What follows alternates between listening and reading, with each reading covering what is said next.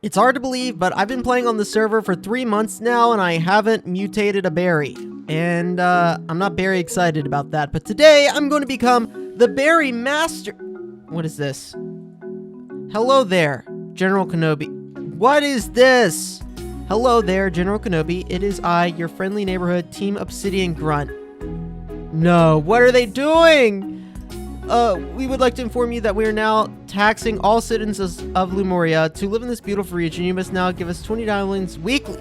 Okay, look at how much infrastructure I put in. I did a subway system. I am not paying taxes. To Team Obsidian Lenivert, may he live on forever, or one of our lovely members. If you fail to pay the 20 diamonds each week, something really bad will happen. Maybe to your prize apricorn trees. Wait, that doesn't make sense.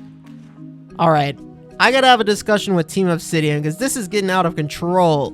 Because I've been contributing so much to the server. It doesn't make sense for me to contribute this much and then pay a tax to Team Obsidian on top of it just for nothing. For nothing. For what? What are they contributing? What are they doing? Anyway, this little Pikachu on my shoulder here is Gibson, and Gibson is this really good Pichu. Remember that I caught last time? Well, I EV trained him. Look at those stats. Oh man. Yep, I EV trained this guy up, and he's gonna sit on my shoulder now and be my companion when we're traveling around the region. And if I've been traveling around the region, I've been running around gathering all the types of berries, because like I said, we're gonna be the berry master this episode, and that starts with collecting 30 of the 69 berries. And these 30 berries are the ones that spawn wildly in the wild in berry bushes. Each biome has different types of berries in them that are native there, so I've had to really explore to get all of these. But I found some really cool things on my journey. And one of the cool things that I found was this little Pichu. This is the Oblivion form Pichu, and this is a special Pichu that can evolve, but it's got a little ukulele, and it's got soundproof the ability, and it gets access to some singing and sound-based moves. I thought that was super cute. So here's my backpack of berries, and we are 3 short, and that will be the Colbur berry, the Chillin berry, and the Roselli berry. And once we get those 30, we can mutate all of these 30 into 39 more. You can see I've already got a few mutated ones here, the Lum berry, the Mago berry, and we can get all 69 types of berries in today's episode. And that's the goal. To be the berry master, we gotta get them all. And if you remember last time I had those 2 Eevees with me, well, I've evolved them. One of them into an Espeon and one into an Umbreon, a matching set for the decks. Speaking of the decks, since I've been out and about, I caught a few more random Pokemon that I needed, like Kricketot and Kricketune, and we're now up to 473 with all the evolutions. Oh man, there's still some lingering Pokemon here or there to get. So as I see Pokemon, we're going to be zooming in and we're going to be catching them.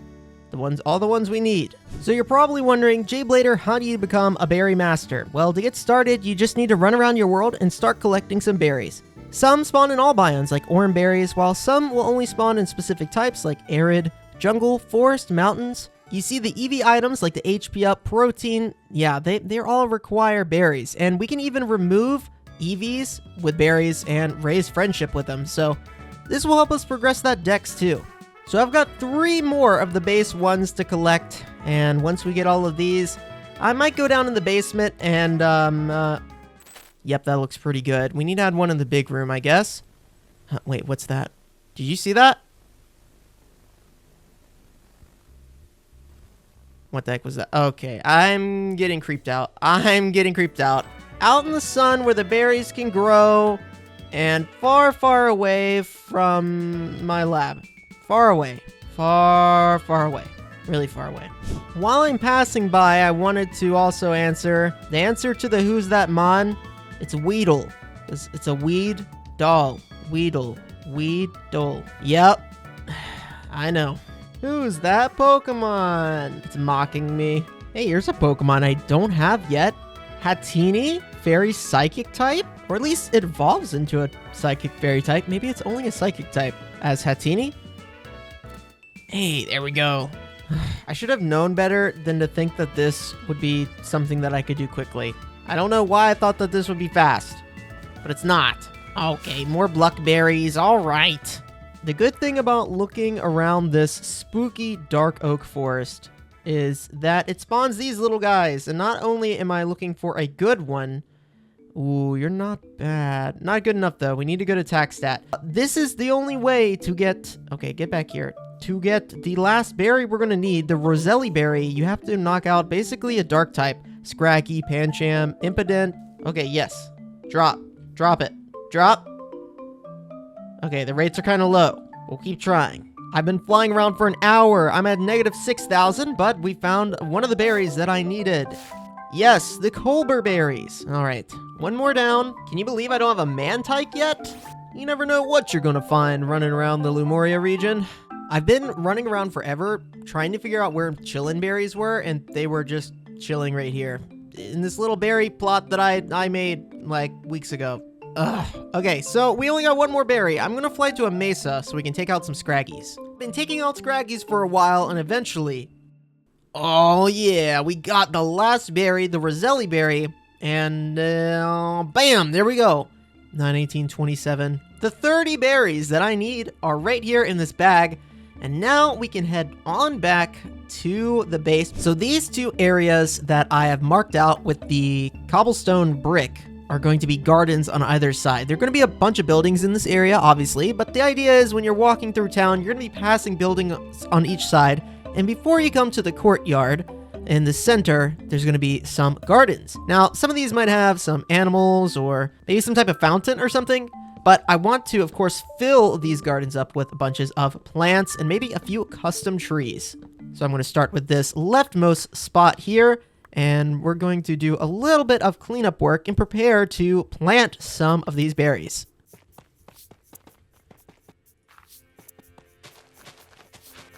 Most people say in life, you should build bridges, not walls. But I just built some walls, and I think that they look pretty good. I want to add a little bit more detail here. I want to do something that's kind of easily repeatable, because we're going to be using this wall design probably on every single garden spot. There's going to be 4 quadrants, 1, 2, 3, and 4. And so this one's just the first. It needs to be easily repeatable though. And I'm using the cut copper as like an accent block here. It'll eventually turn teal, but I think like the teal color, the oxidized copper with tuff is going to be really nice. And then of course we're also going to be throwing in some like granite. That's kind of the theme of the builds that I'm going to be doing around this area. I want to keep my entire city cohesive, like a city design in a Pokemon game. Now that we've got this part done, I've got to think about where I want some walkways to go and what I want the layout of this place to kind of be like. Of course, I want a direct walkway through the garden to, well, the outside of it. And I'm going to go with these layered bricks because they remind me of classic brick, like reusing of bricks for walkways. That's been really common, really, for centuries at this point. And the rest of this place, I want to feel quite organic. So I'm going to go ahead and put in some space for some paths that's going to be more kind of flowing with how nature is kind of taking over this area. I'm going with coarse dirt, rooted dirt, and dripstone here. All these blocks have kind of a reddish color, really warm tone, but it does make it kind of look like trodden ground area where grass has been worn away over time. And I think that's exactly what we need here. And we've got a little organic path that someone can walk around the garden. Next, we just really need to get the plants in here. And a great way to kind of prioritize how a garden is going to be designed, you can do a few things and have a centerpiece in the center, or you can have pieces move outwards and create a shape that draws the eyes inwards. And that means putting the tallest background plants in the corners and along the wall, and shorter plants in the center. And that's what we're going to be doing for this one. I'm going to be using the acacia logs and apricorn leaves to create a medium-sized tree here, and then a little bit smaller trees in a few other places. Keep in mind that trees have gaps in them where there aren't leaves, where branches have grown and spread out into different directions, and trees usually have kind of a round shape, and unless it's a cedar tree that's a little bit more pointy, or maybe a birch tree that has less leaves on it overall. Leaves are usually distributed in kind of wacky and weird ways, just depending however the tree needed light. So don't be scared to break out of symmetry and not so cookie cutter, I guess you could say. I know this may look a little bit like a mess, but I actually think it's starting to come together pretty well. I just want to add a few more leaves up here, and I can use these apricorn sprouts and place them on here too, so it looks like fruit is like forming on them. And there we go, one tree in place, very organic looking. I think it'll blend in with this area. The more we add to this area and the more organic feeling it starts to become. Next, we're going to be doing birch, and I can really pick any log. I've been using the cork logs with birch a lot. I think it's like a nice kind of combination of colors, and we'll add a tree here, kind of similar to the little cedar trees that I've been doing in town. Okay, I think that's looking pretty good. We've got like a little leaning kind of spruce tree, I guess, or cedar tree. I guess it's most similar to the cedar trees that we've got here on the east coast of the US. And I want to add one more large oak type of tree right here off of this center pathway. And I think we'll be all good for the trees in this immediate like little garden section. And this tree is going to be the largest, and I'm definitely the least comfortable doing larger trees. These medium-sized trees are my jam. So bear with me. Here we go. Let's give it a shot. There are limitations with aspect ratios in Minecraft, and that makes it difficult, but this is a good start. And remember that leaves mean new growth. There's not going to be leaves on the log or the old limbs that are doing a lot of the support. The energy is sent up the branches and to where the sun can hit it. And that's on these really high and far out areas. Yeah, so there's like what one of the side branches might kind of look like. And now we just got to do the top of the tree and the other branches.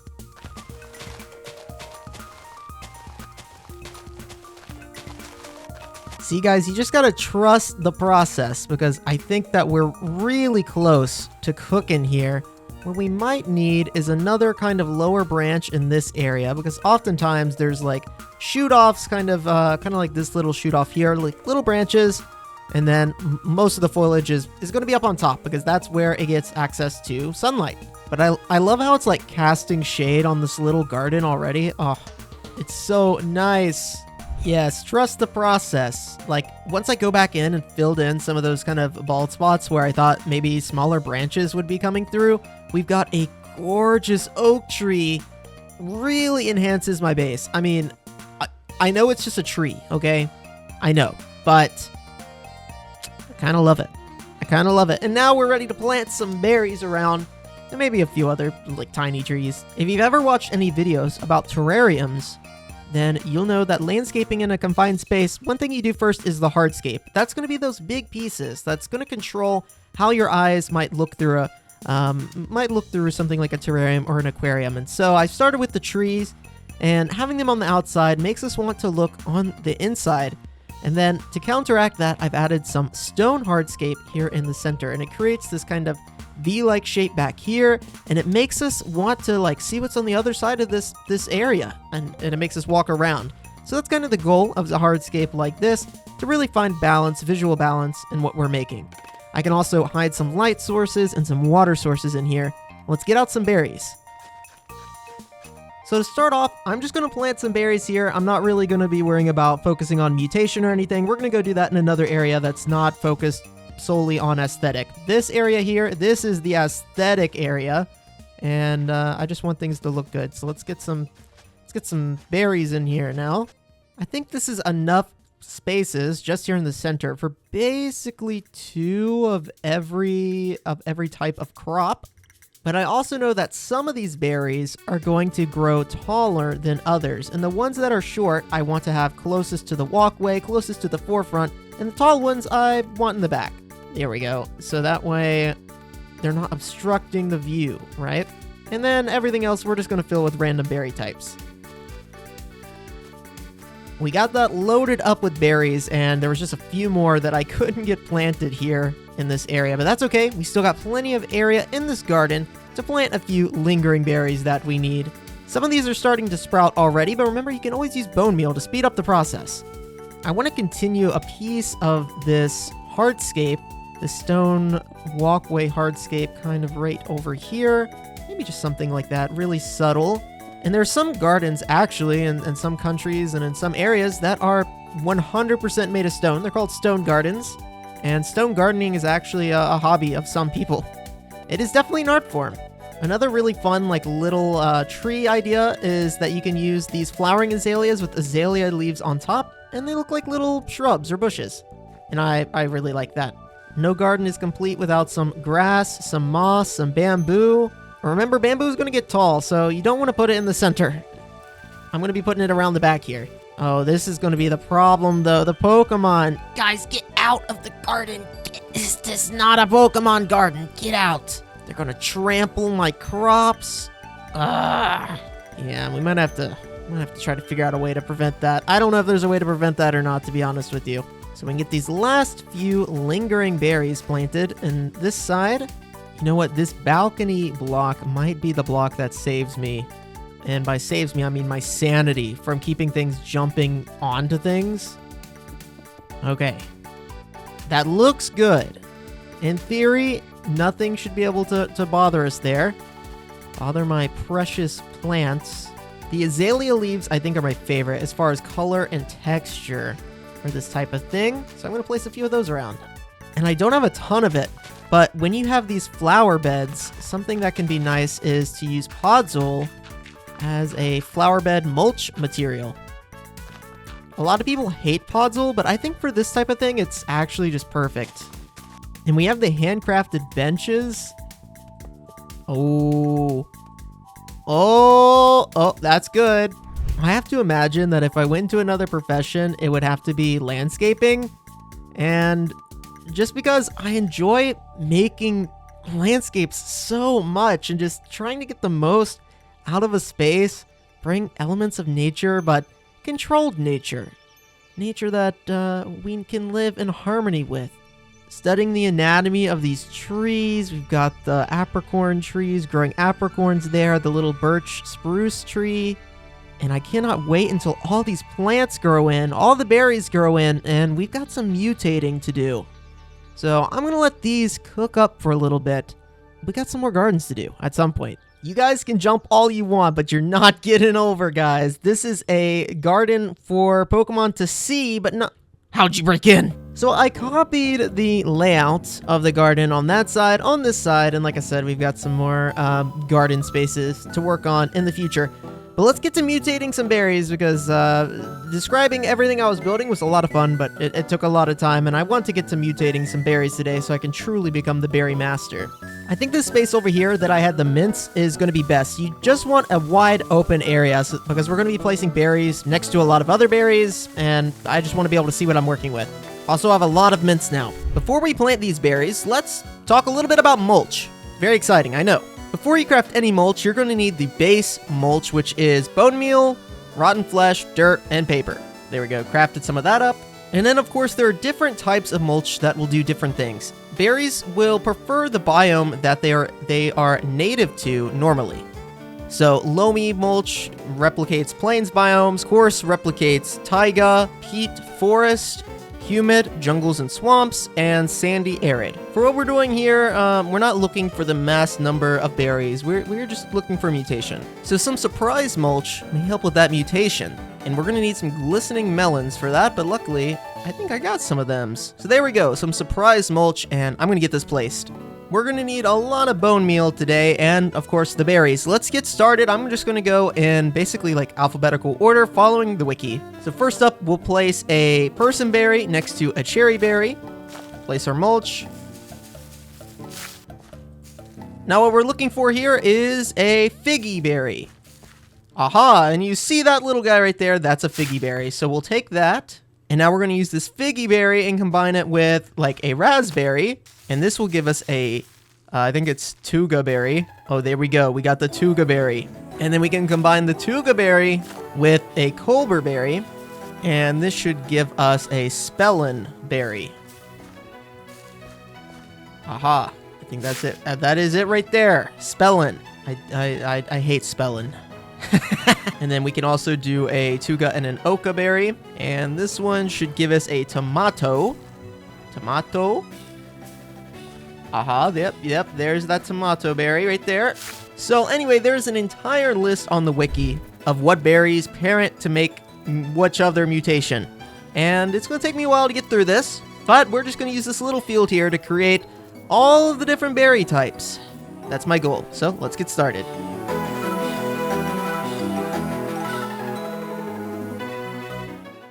I think this is the last berry I need. The Pomeg berry plus a Qualot berry should give us the Starf berry. And oh boy, have I chewed through some bone meal, my gosh. But the surprise mulch, I think, has helped quite a bit. Here we go. Oh, there it is. Let's see if this is the last berry I need. Oh, yes. We got, oops, all the berries, which means we have obtained one of every kind of berry in Cobblemon. And I have just a bunch of berries now to plant. Some of these take a long time to grow, and they need specific conditions to grow, like different types of mulches and stuff like that. That means that I will have the opportunity to build a greenhouse at some point, which I think is going to be a lot of fun. For now, they're just going to be out here in the sun. Hopefully this weather isn't too harsh on them.